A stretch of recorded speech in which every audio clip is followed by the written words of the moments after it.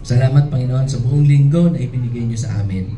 Na kami ay safe. Kami ay nakarating pa dito ng malakas. And hopefully, no, ang bawat isa ay maging malakas pa. Upang mas makita pa namin yung inyong pagmamahal na ibinibigay, pinapakita ng bawat isa sa amin.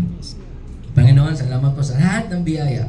Tulungan niyo po ako na maibahagi yung inyong salita, not my words but your words, Panginoon. Salamat po, samahan niyo kami in Jesus name. Amen. Yon. So ngayon, this morning, gumawa ako na isang lesson. Hindi po ako talaga medyo na aking boses. Gumawa ako na isang lesson. Ang lesson is about love. Gaya na sabi ko kanina, magpapasko na, 36 days na lang, Pasko na.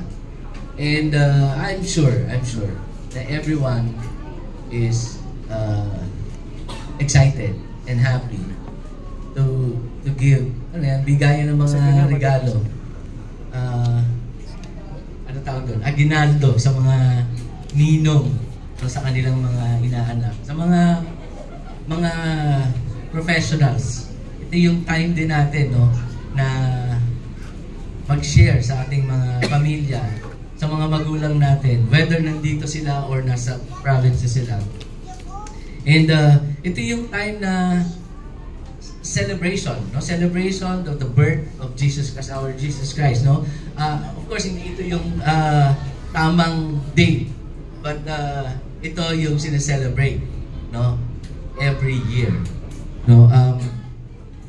Yung pagmamahal, no? Punta tayo sa 1 John, sa ating mga Bibles, yung mga digital Bibles nyo. 1 John 4:8. Ay, kasalamin ako.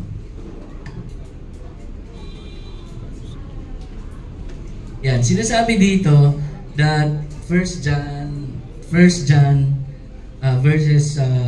chapter 4 and verses 8. Sinasabi dito, everyone who loves has been born of God and knows God. Whoever does not love God does not know God, because God is love. And this is how God showed His love among us. He sent His one and only Son into the world that we might live through Him. We might have a relationship with Him. So sinasabi dun sa scripture na binasa natin, everyone. So according dun sa scripture, everyone, meaning lahat ng nandito and even nasa labas na nagmahal, no? Siya daw ay pinakitaan lang din ng pagmamahal. So sa pagmamahal ibinibigay natin sa pamilya natin, sa kaibigan natin, even sa mga may asawa dito, yung pagmamahal na ibinibigay natin ay nanggaling lamang din sa ating Panginoon. Amen. And I believe ito ay expected, no, sa ating lahat.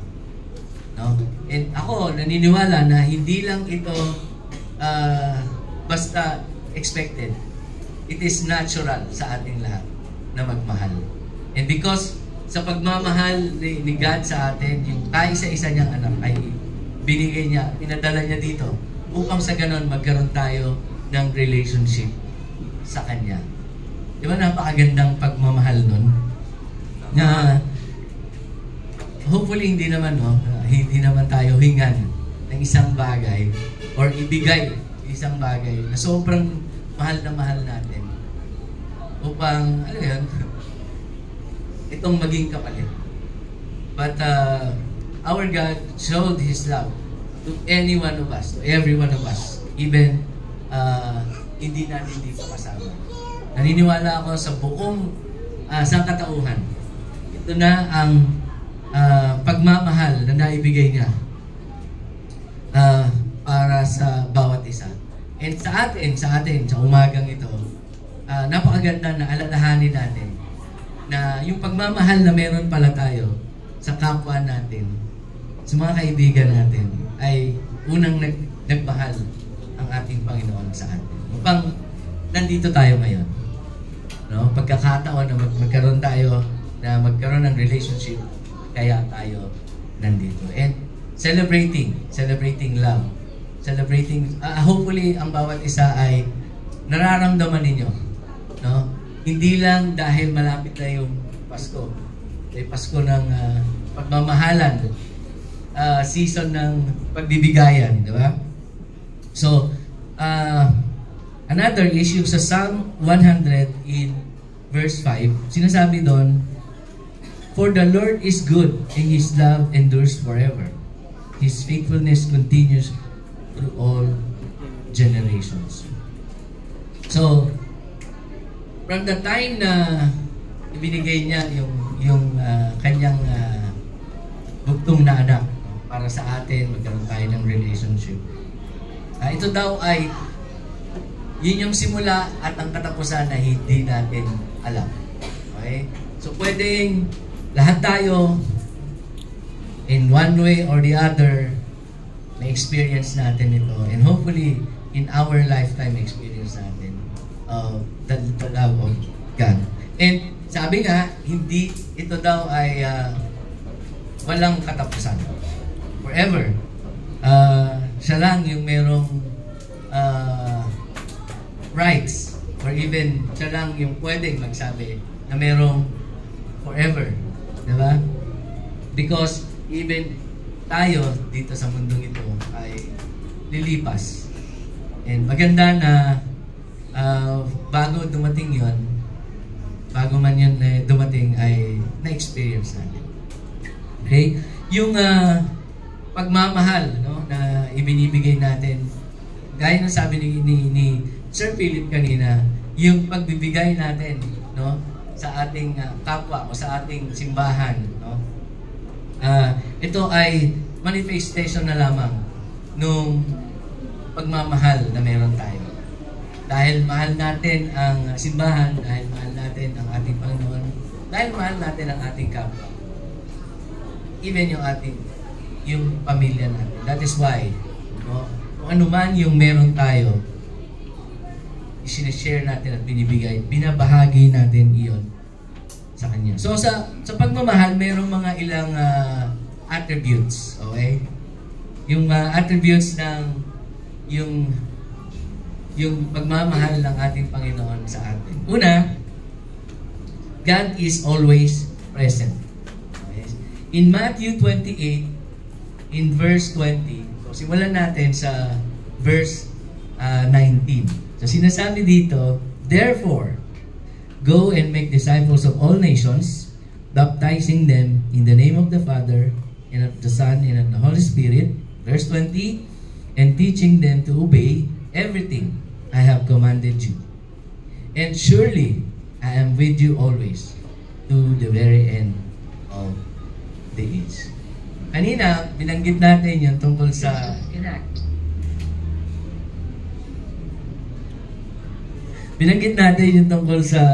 yung faithfulness ng ating Panginoon sa atin na nag-endure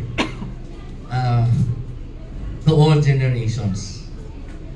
No, yung isa sa mga attributes or quality, character, no, ng ating Panginoon ay yung siya ay always, God is always present. So sa 1 Corinthians 3:16, sinasabi ni Paul sa atin na yung Spirit ni God ay laging nasa atin. No, napakaraming pangyayari every single day. Hindi nyo ba napapansin na every one of us is safe? Iniingatan tayo ng ating Panginoon because He is always there para sa ating lahat.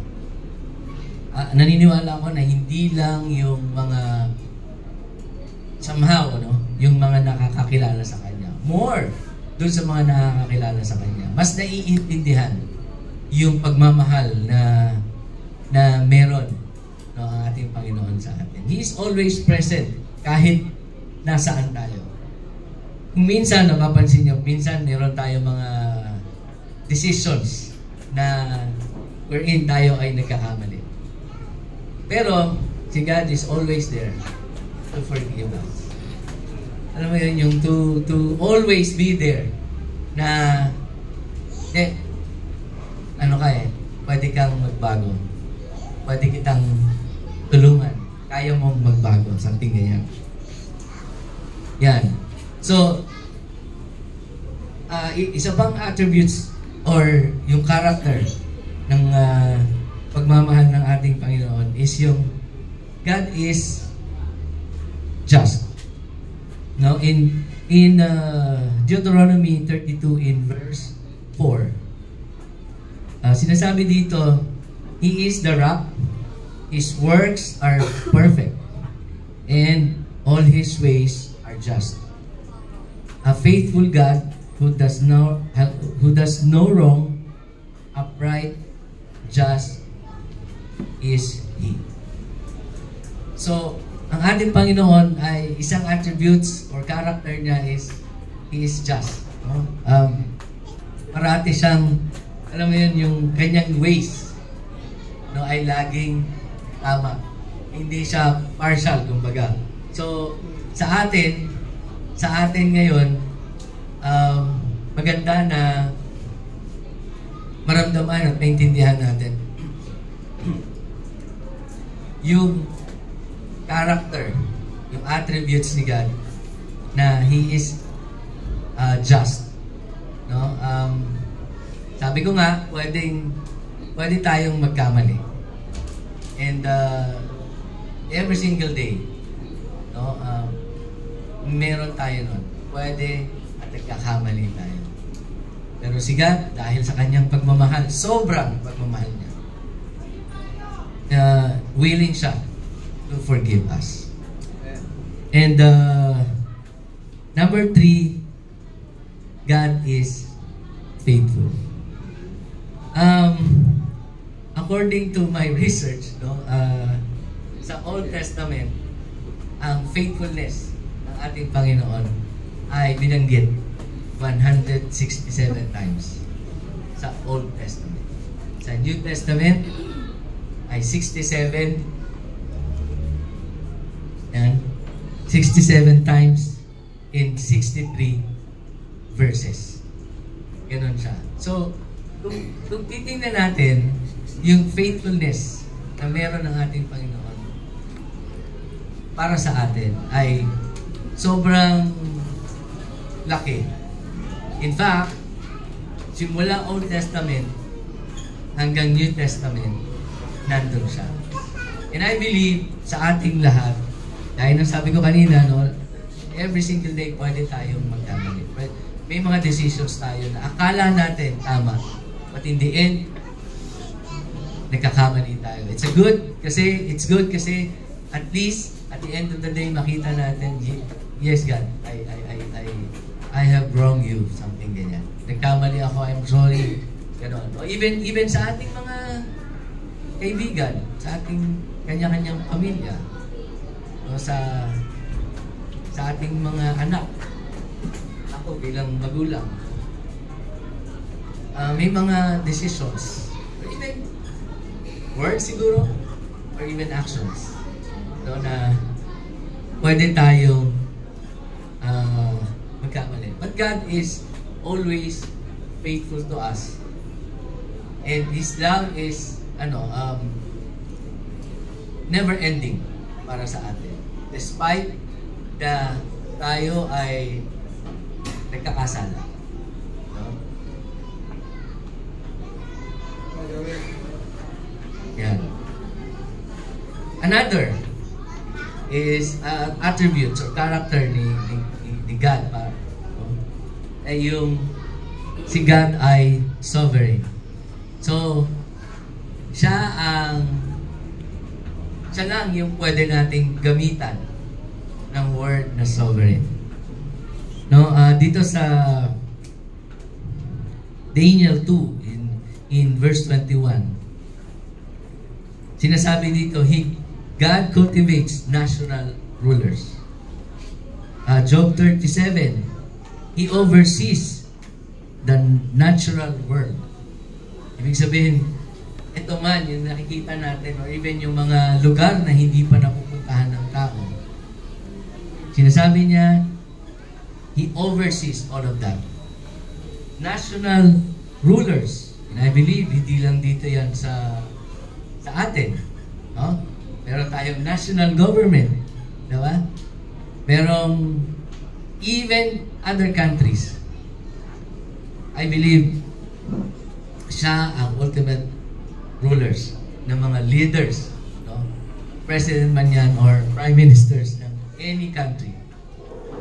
In Jeremiah 10:23, He directs our steps. Di ba minsan meron tayong mga decisions na ginagawa na akala natin tama yung direction natin. Ako personally, na-experience ko to. If I may kwento sa inyo, no? Meron kami bilang pamilya, meron kami mga decisions na ginawa noon. Okay? Siguro iba sa inyo alam. So, ngayon, sa kwartong ito malalaman. Meron mo kaming decisions to go and live hindi sa Pilipinas. Feeling namin, tama yun. Sa Tugigaraw ba yan, bro? Hindi sa Pilipinas eh. Hindi sa Pilipinas eh. Yun. So, hindi ko sinasabi na yung decisions namin na yun ay mali or tama. It's just that yun yung gusto namin during that time. No? Feeling namin, yun yung gusto namin at feeling namin yun yung tama para sa pamilya namin. No? At tawag dito sa mga susunod na panahon para sa aming pamilya. But yun nga yung sabi ko, God directs every step na meron tayo. Every step na gagawin natin. Hindi lang ngayon, kung hindi sa mga susunod pa. So yung ginawa namin, ayun nga, nag-decide kami, talagang yung heart namin, ni-ready namin. And hopefully, lahat ng ginawa namin ay ready kami.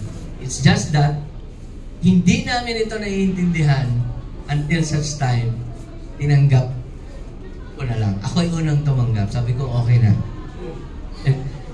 Pinagpipray namin, guys. Pinagpipray namin every single day yung plano namin na ito. At alam niyo ba na hindi lang isang country yun? Dalawang country, magkaibang country. No? Imagine mo yun, no? So, Magkaiba kayo ni Nitz. kaya hopefully magkasama mo yun. So guys, dito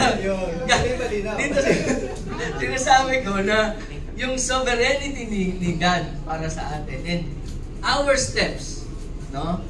Every single day, or our decisions every single day, or sa mga susunod na panahon, lahat yon ay control niya. He directs everything. No? Even yung, pwede kasing pagka natulog tayo, pero thankful ako kasi lahat tayo natulog kagabi, nagising tayo kaya tayo nandito. Pero pwede kasi na natulog tayo na hindi na tayo nagising. Diba? Pwedeng ganon. I'm sure meron kayong storyang narinig na ganon. At nangyayari yun. The point ko is, yung mga decisions na, balik tayo sa decisions namin, mga plans namin, hindi siya nag-materialize. Hindi namin naintindihan, hindi ko naintindihan, lalong-lalo na ako.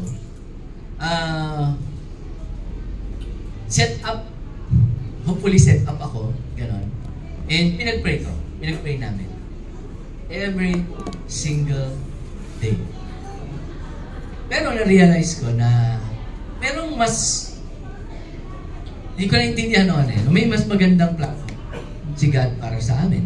Pwede kasing dito na lang lang kami, di ba? Na kasama si kasama si Jerwin, di ba? And kasama kayong lahat. Di ba? So, gaya ng mission kanina is to go and make disciples. Travel na lang. Ito yung gusto ni God para sa ating lahat. Kaya kami nag-i-invite ng mga friends namin, even yung pamilya namin mismo. Because gusto namin na magkaroon ng relationship ang bawat isa sa ating Panginoon. So, tinanggap ko, sabi ko, God, okay na ako. At least ngayon, masasabi ko na resolve, even ngayon, bigyan mo akong visa para tumira doon, I will not do that anymore. Because gusto ko na dito kasama yung aking pamilya, kasama yung mga kaibigan ko. Gusto rin ba ni Nitsa? Siya talaga may gusto. Siya talaga may gusto eh. So, at panghuli, si God is unfailing. No, God will not fail us. In a lot of times sa atin, even our friends, even our loved ones will fail us. Na ano nyo? Nakuha nyo ako? Mga kapatid, kaibigan. Pwede tayo masaktan ng kapwa natin. Even tayo ay meron ng relationship sa ating Panginoon. Nangyayari pa rin yun. Because of course, we are human. And another is sabi nga ng di ba? For all have failed or for short of the glory of God. So, ibig sabihin, lahat tayo ay magkakasala. Lahat tayo ay pwedeng makapagsalita minsan, no? Lalo na pag galit tayo, di ba? Pag minsan meron tayong hindi tayo okay, no? Nakakapagsalita tayo ng hindi maganda.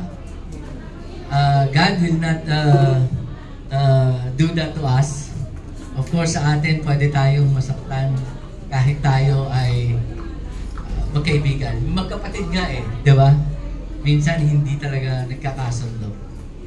But because yung pagmamahal ng ating Panginoon, ito yung nagdudugtong at nagre-repair sa mga relationships.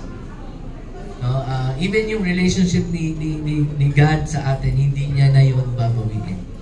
Kaya sabi kanina, it will endure forever. So sa ating lahat ngayon, hopefully, no,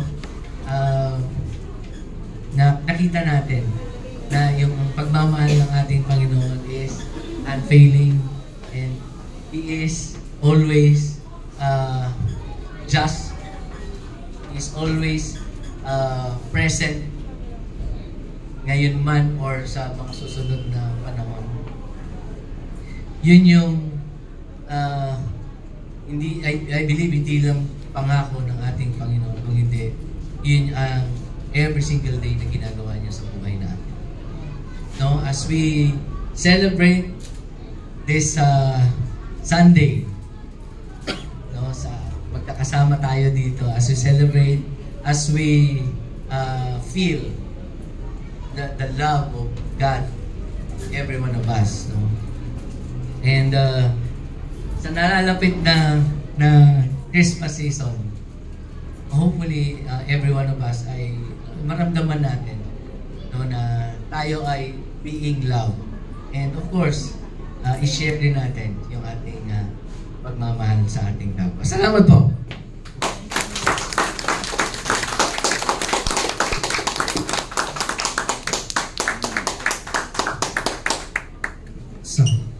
Salamat ang ating very special, awesome na speaker. Pasalamatan natin ang Diyos sapagkat sabi nga ni Kuya Joey kanina, hindi itinuloy yung plano. Kasi kung tinuloy, wala sa yung speaker na awesome na yun. Diba? wala tayong very special na speaker ngayon. Diba? So, with that, on that note, salamat Kuya Joey for sharing the God's words this morning. At salamat sa pagpapaalala mo sa amin sa likas na katangian ng pagmamahal ng Diyos. No? So, decided ka na, no? Dito ka na lang. Buti na lang.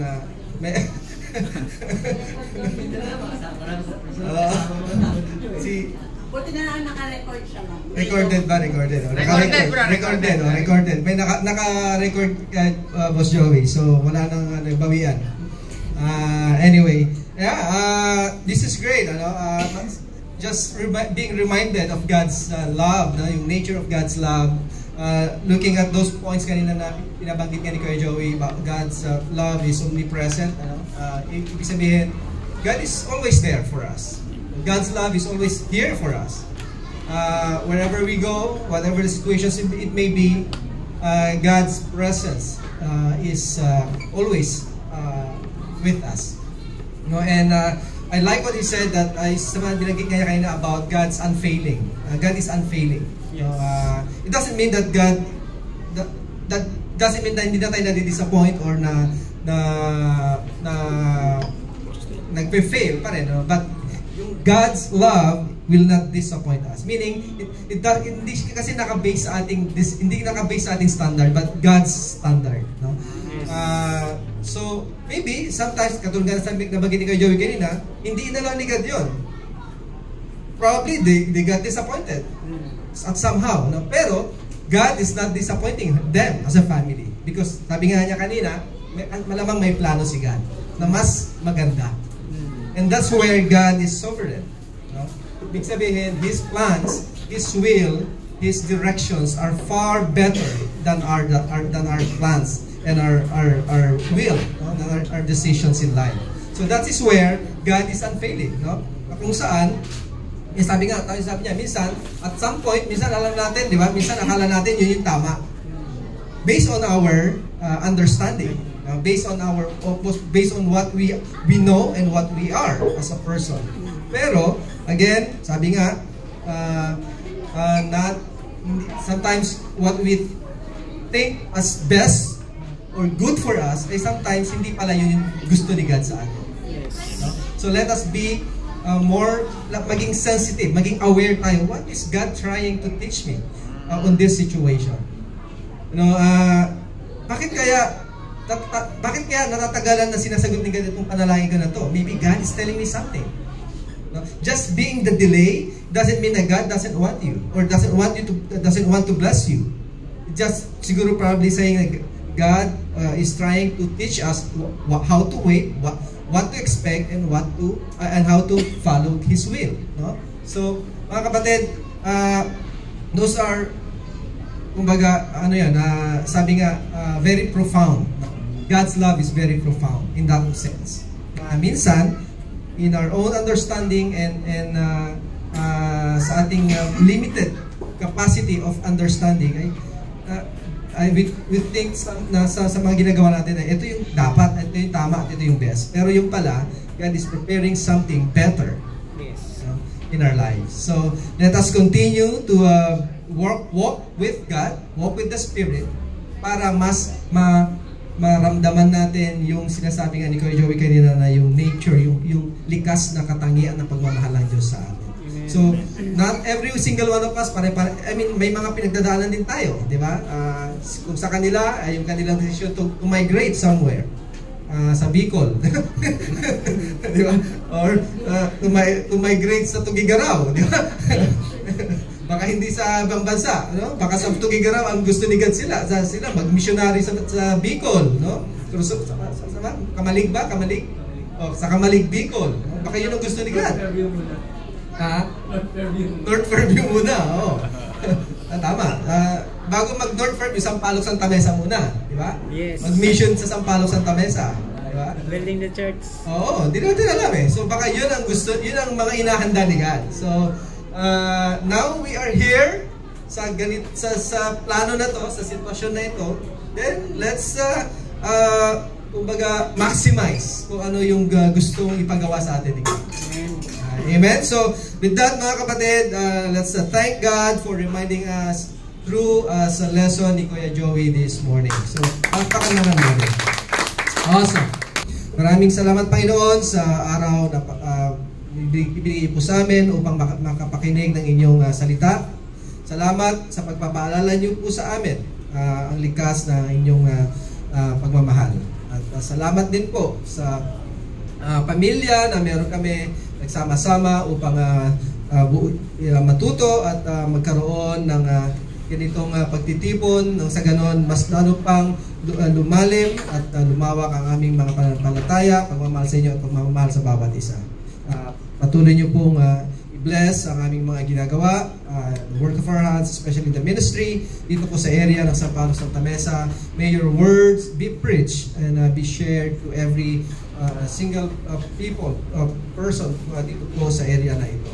At we will continue, God, to spread the word, the good news, and bring souls into your kingdom. I pray that you bless the food that we're about to eat. May this food encourage us also, our bodies, and the fellowship na meron po kami together as we enjoy these blessings of yours. We love you, Lord. In Jesus' name we pray. Amen.